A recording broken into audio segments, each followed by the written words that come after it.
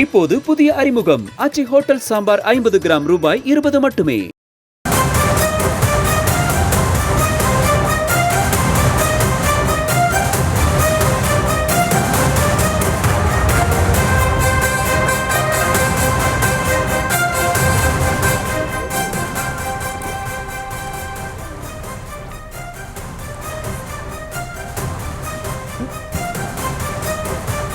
அரசின் மீதான மக்களின் கோபத்தை திசை திருப்புவது திமுகவின் வேலை என அண்ணாமலை தெரிவித்துள்ளார்.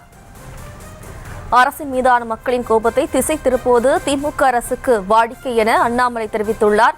நிர்வாக சீர்கேட்டை திசை திருப்பும் முயற்சியில் திமுக அரசு ஈடுபடுகிறது என அண்ணாமலை தெரிவித்துள்ளார். கூடுதல் விவரங்களோடு இணைகிறார் நமது செய்தியாளர் ராஜேஷ். வணக்கம் ராஜேஷ், விவரம். வணக்கம். அண்ணாமலை இன்றைய சட்டப்பேரவை நிகழ்வு குறித்து அறிக்கை ஒன்றை வெளியிட்டிருக்கிறார். அதில் தமிழக அரசினுடைய செயல்பாடுகளை பல்வேறு விஷயங்களில் அவர் சாடி தன்னுடைய அந்த அறிக்கையை அவர் வெளியிட்டிருக்கின்றார். ஆளுநர் இன்றைய தினம் வெளியேறி இருக்கக்கூடிய நிலையில் பல்வேறு கட்சியினரும் தங்களுடைய கருத்துக்களை தெரிவித்து வருகிறார்கள். சில கட்சியினர் அந்த செயலை ஆதரித்தும் சில கட்சியினர் அந்த செயலை கண்டித்தும் அறிக்கைகளை வெளியிட்டு வரக்கூடிய நிலையில் பாஜக மாநில தலைவர் அண்ணாமலை தற்போது மக்களின் கவனத்தை திசை திருப்பக்கூடிய வகையிலே திமுக அரசு செயல்பட்டிருப்பதாக அவர் குறிப்பிட்டிருக்கின்றார். இந்த விஷயத்தில் விரிவான அறிக்கை கொடுத்திருக்கக்கூடிய அவர், திமுக அரசு தங்களின் தவறான ஆட்சியினாலும் பல்வேறு அந்த சட்டம் ஒழுங்கு சீர்கேடு ஏற்பட்டிருக்கக்கூடிய காரணங்களாலும் ஏற்பட்டிருக்கக்கூடிய மக்களின் கோபத்தை திசை திருப்பி ஆளுநர் மீது பழி சுமத்துவதை வாடிக்கையாக்கி விட்டதாகவும் அவர் குறிப்பிட்டிருக்கின்றார். பின்பற்ற வேண்டிய விதிகளை சுட்டிக்காட்டியதற்காக தமிழக ஆளுநர் இன்றைய தினம் அவர் வெளியேற்றப்பட்டிருக்கிறதாக ஒரு காட்டமான ஒரு பதிவை அவர் வெளியிட்டிருக்கின்றார். தமிழ்தாய் வாழ்த்துக்கு பிறகு தேசிய கீதம் இசைக்கப்பட வேண்டும் என்று கேட்டுக்கொண்ட ஆளுநருக்கு ஆனால் அது மறுக்கப்பட்டிருப்பதாக அவர் குறிப்பிட்டிருக்கிறார். திமுக அரசு பல்வேறு நினைவூட்டல்களை திமுக அரசுக்கு தெரிவிப்பதாக அவர் குறிப்பிட்டிருக்கிறார்.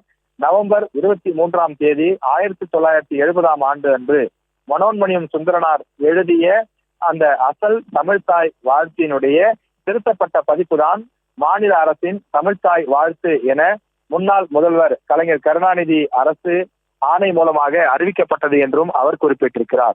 அரசு தொடர்பான அனைத்து செயல்பாடுகள், கல்வி நிறுவனங்களின் செயல்பாடுகள் மற்றும் பொது நிகழ்ச்சிகளின் தொடக்கத்தில் இதனை பாட வேண்டும் எனவும் அறிவிக்கப்பட்டதாகவும் அவர் தன்னுடைய அந்த முதல் பத்தியிலே குறிப்பிட்டிருக்கிறார். இரண்டாவது பத்தியில் இருப்பினும் 1991ஆம் ஆண்டு வரை தமிழ்நாட்டின் மாநில சட்டசபையில் ஆளுநர் உரைக்கு முன் தமிழ்தாய் வாழ்த்து பாடப்படவில்லை என்றும் அவர் குறிப்பிட்டிருக்கிறார். 1991 ஜூலையில் செல்வி ஜெயலலிதா அவர்கள் தமிழக முதல்வராக இருந்தபோது முதல் முறையாக ஆளுநர் உரையின் தொடக்கத்திலும் முடிவிலும் முறையே தமிழ்தாய் வாழ்த்து மற்றும் தேசிய கீதம் இசைக்கப்பட்டதாக அவர் குறிப்பிட்டிருக்கிறார். இந்திய அரசாங்கத்தால் இந்திய தேசிய கீதம் தொடர்பான உத்தரவுகளின்படி ஆளுநர் அந்த மாநிலத்தினுடைய நிகழ்ச்சிகள் அவர் வருகையின் போது அவர் வெளியேறும் போதும் தேசிய கீதம் இசைக்கப்பட வேண்டும் என இருப்பதாக அவர் பல்வேறு விஷயங்களை சுட்டிக்காட்டியிருக்கிறார். இந்த உத்தரவு 1971ஆம் ஆண்டின் தேசிய அந்த மரியாதைக்கான அவமதிப்பு தடுப்பு சட்டத்தின் அடிப்படையில் அமைந்திருப்பதாகவும் சட்ட ரீதியாக பல்வேறு விஷயங்களையும் அண்ணாமலை சுட்டிக்காட்டியிருக்கின்றார். மேலும் குறிப்பிட்டிருக்கக்கூடிய அவர், அண்ணா பல்கலைக்கழகத்தில் பாலியல் வன்கொடுமைக்கு ஆளாக்கப்பட்ட அந்த மாணவிக்கு நீதி வழங்குவதில் கவனம் செலுத்த வேண்டும் என்று மக்களினுடைய அந்த கவனத்தை திசை திருப்பி தமிழக முதலமைச்சர் அவர்கள் இது போன்ற விஷயங்களில ஈடுபடக்கூடாது என தமிழக முதலமைச்சரை அவர் வலியுறுத்தி கேட்டுக்கொள்வதாக குறிப்பிட்டிருக்கிறார். மேலும் தமிழக ஆளுநர் RN ரவி அவர்கள் தமிழக அரசு வகுத்துள்ள விதிகள் மற்றும் நடைமுறைகளை பின்பற்றுமாறு மட்டுமே கேட்டுக்கொள்வதாகவும் இது ஒரு பெரிய கேள்வியாக நாங்கள் நினைக்கவில்லை என்றும் அவர் குறிப்பிட்டிருக்கிறார்.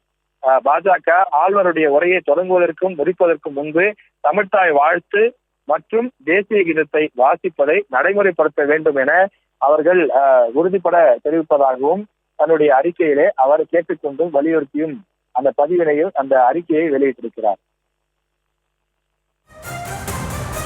விவரங்களுக்கு நன்றி ராஜேஷ்.